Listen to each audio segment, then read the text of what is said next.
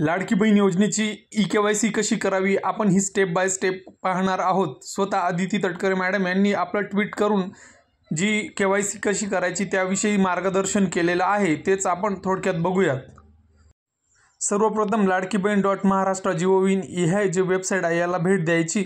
त्यानंतर तिथं तुम्हाला ई-के-वाय-सी हे बटन दिसणार आहे किंवा ब्लिंक होईल, त्याच्यावर क्लिक करायचं आहे। ते क्लिक केल्यानंतर कॅप्चा टाकून यानंतर प्रणालीमध्ये के-वाय-सी आधीच पूर्ण झाली आहे का किंवा नाही, जर आधी पूर्ण झालेली असेल तर तिथं संदेश दिसणार की your KYC will be completed.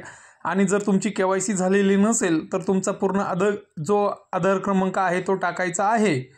आणि सदर आधार क्रमांक टाकल्याच्या नंतर तुम्हाला तुमच्या पतीचा लग्न झालेले असल्यास आणि लग्न नसेल झालं तर वडिलांचा आधार कार्ड टाकून त्यांची माहिती भरायची आणि सेंड OTP या बटनावर क्लिक करायचं आहे। त्याच्यानंतर लाभार्थ्याला आपल्या जातीचा प्रवर्ग हा निवडायचा आहे आणि सदर जातीचा प्रवर्ग निवडल्यानंतर माझ्या कुटुंबातील सदस्य नियमित कर्मचारी म्हणून शासकीय किंवा कुठे कार्यरत नाही असं जे डिक्लेरेशन घेणार आहे ते डिक्लेरेशन या ठिकाणी सबमिट करायचं आहे। आणि शेवटी successfully your KYC will be असा मेसेज तुम्हाला तुमच्या इंटरफेसवर दिसायला लागेल। आता बघूयात की ही स्टेप बाय स्टेप अजून एक चार्टच्या माध्यमातून समजून घेऊयात।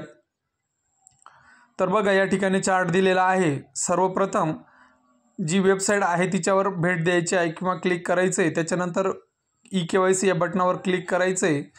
व्यवस्थित बघा, यानंतर इथं आधार कार्ड क्रमांक टाकून सेंड OTP केल्यानंतर या आधीच झालेली आहे किंवा नाही हे तपासलं जाईल आणि त्यानंतर आधीच झाली आहे तर मेसेज येईल आणि नसेल झाली तर तुम्हाला ती पुढे करता येणार आहे कंटिन्यू।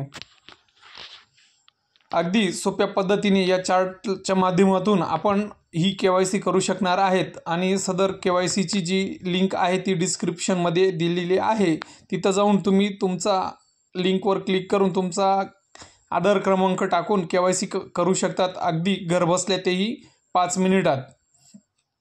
तर त्यानंतर पुढच्या स्टेप्स कशा आहेत ते देखील या ठिकाणी माहिती देण्यात आलेली आहे। तर हीच होती थोडक्यात माहिती। धन्यवाद।